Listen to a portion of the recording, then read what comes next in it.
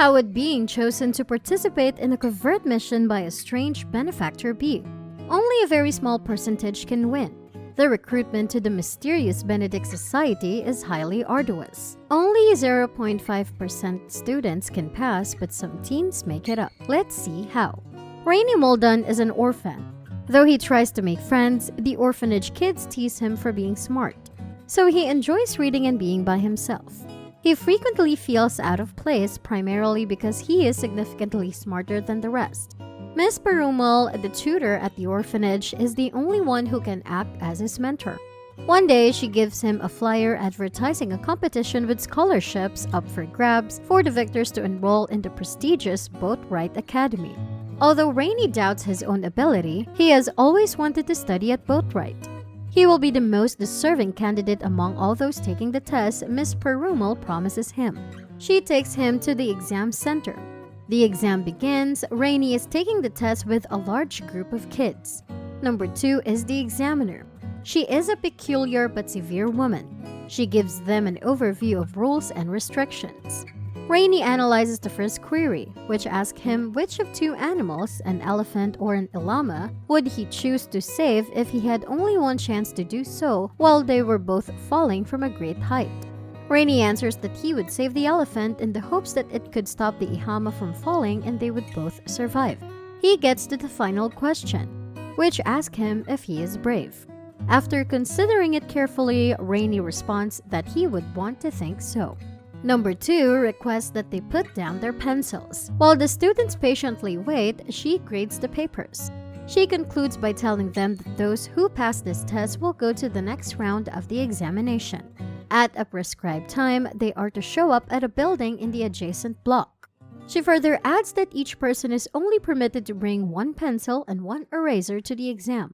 When Rainy wonders if sharpeners will be provided in case the lead breaks, she responds that they will have everything needed for the test. The list of graduates is then read by her. There is only Rainy's name written. Rainy proceeds to the following exam room as everyone else exits the premises in dissatisfaction. Rhonda, the girl in front of him, unintentionally drops her pencil down a sewage drain as she is walking inside. Rhonda's companion leaves her, however, Rainy offers to assist her. There is not much time left until the exam begins, so he divides his pencil in half and gives her 1/2. She thanks him and offers to show him the answers during the exam, confident that a sharpener will be included within. Rainy, however, rejects the offer. Number 2 informs them in the exam room that anyone who speaks during the test will be expelled. The test will be drawn out and challenging, she further warns. A girl sighs in response to the remark and is penalized for making noise. Rainy raises his hand and indicates that he needs to sharpen his pencil. Number 2 comprehends and permits him to do so. When the test finally begins, a boy shouts that he is unable to complete it and bolts off. Rainy concentrates on the questions that are too challenging for him to understand. The majority of them are complex inquiries regarding global geography and history. Rainy is still seated and Rhonda finishes in just 30 minutes.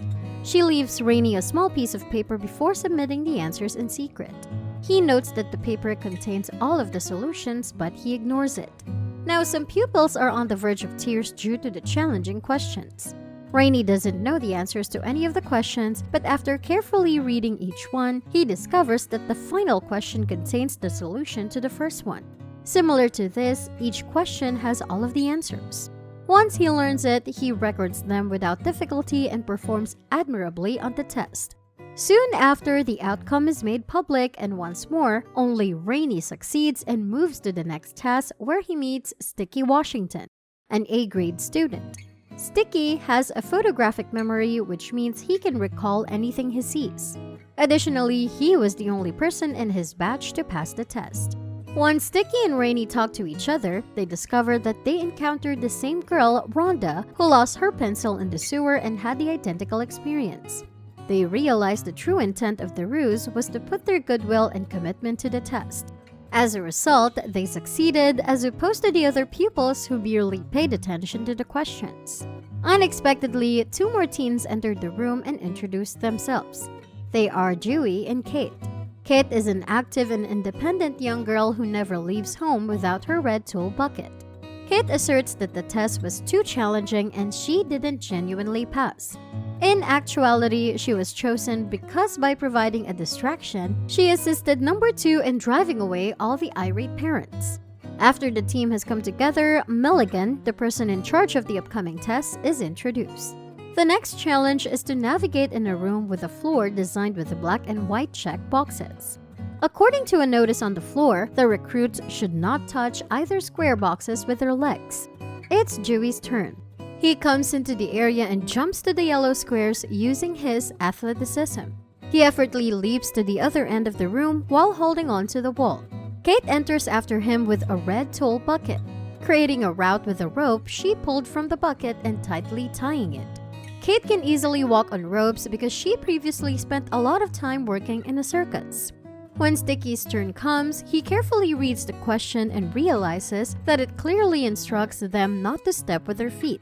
So he gets on all fours and crosses the room instead. Finally, it's Rainy's turn. After giving it some serious thought, he just walks to the opposite end of the room. What's the secret? The kids ask him and he replied that the boxes had larger lengths, which means they weren't squares. He easily crossed over and went by because the question requested them not to step on the squares. Following that, Milligan invites them to accompany him to the location of their final exam. He leads them to a sewer, telling them that that's the way to their objective. The kids think it's strange that the finalists in the entrance exam for such a prestigious institution must walk through sewage. Rainey also observes that none of the examiners have made reference to the Boatwright Academy. He nevertheless continues to have faith in Milligan and follows him until they arrive at a mansion's front lawn. To ensure that everything is ready inside, Milligan leaves them alone for a short while. They are then invited inside the house that resembles a maze after that. They are met by Rhonda, who says she was sent to put them to the test. Now the challenge is to discover a path to the second floor in the next task while being kept in 4 separate locations within the maze. The first 3 to ring the bell will move on once they have ascended to the second floor. They should be able to perform this task while closing their eyes, Rhonda hints. As soon as the task begins, Rainey starts searching for hints. He notices that each doorway has 4 signs pointing in different directions. As a result of his photographic recall, Sticky uses the clue seriously and attempts to navigate the maze with his eyes closed. Kate, on the other hand, has unconventional thinking. She unlocks a wall vent and uses it as a ladder. Dewey, who follows Sticky about, comes last, but Dewey shoves Sticky across the wall and rings the bell before anyone else when he gets to the stairs. Rainey quickly learns that the signs that point him in the right direction are written in Braille. He also gets to the steps and assists with sticking up. They may all ring the bell together because Kate is already there and is waiting for them. Sticky, Kate, and Rainey were the first 3 to ring the bell together, and since it was specified in the rules that the first 3 to do so would win, the 3 triumph and Dewey is eliminated. After that, Mr. Nicholas Benedict, the leader of the Mysterious Benedict Society, is introduced to the group.